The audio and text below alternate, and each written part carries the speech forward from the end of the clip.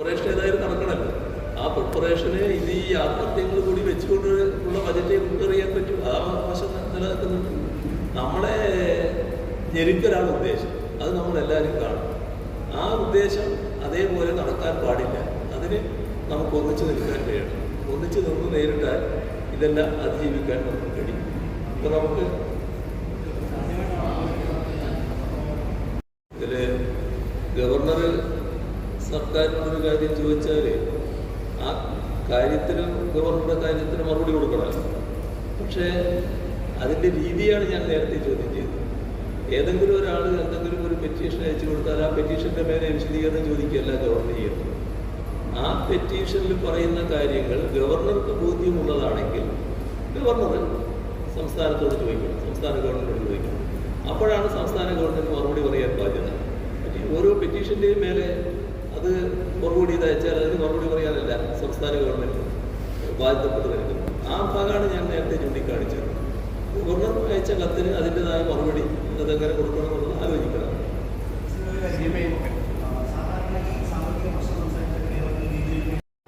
ഈ അപകടം തടഞ്ഞില്ലെങ്കിൽ കേരളത്തിൻ്റെ പരിമിതമായ വിഭവശേഷി വെച്ച് പതിറ്റാണ്ടുകൾ കൊണ്ടുപോലും കരകയറാനാകാത്ത പ്രതിസന്ധിയിലേക്ക് ഉണ്ടല്ലോ. അത് നടക്കാതിരിക്കാൻ പറ്റില്ല. പക്ഷേ അതിൻ്റെ അർത്ഥം ശമ്പളം മുടങ്ങുന്നുള്ളതല്ല.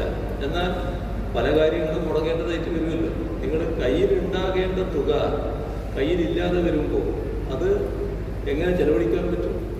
ചെലവഴിക്കേണ്ട ധാരാളം ബാധ്യതകളിൽ ഒട്ടേറെ കാര്യങ്ങൾ ഉണ്ടാവില്ലേ സംസ്ഥാന ഗവൺമെൻറ് മുന്നിൽ.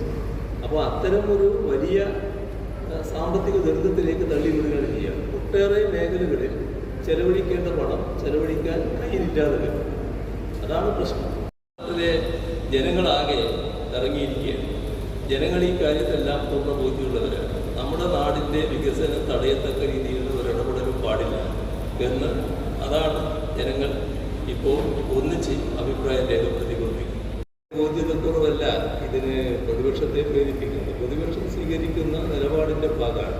ഇപ്പോൾ നേരത്തെ കേന്ദ്ര സർക്കാർ നമ്മുടെ സംസ്ഥാനത്തെ അവഗണിക്കുന്നത്, സംസ്ഥാനത്തോട് കാണിക്കുന്ന വിവേചനം, അതൊക്കെ കൃത്യമായി ഞങ്ങൾ എംപിമാരുടെ യോഗത്തിൽ വിശദീകരിച്ചത്.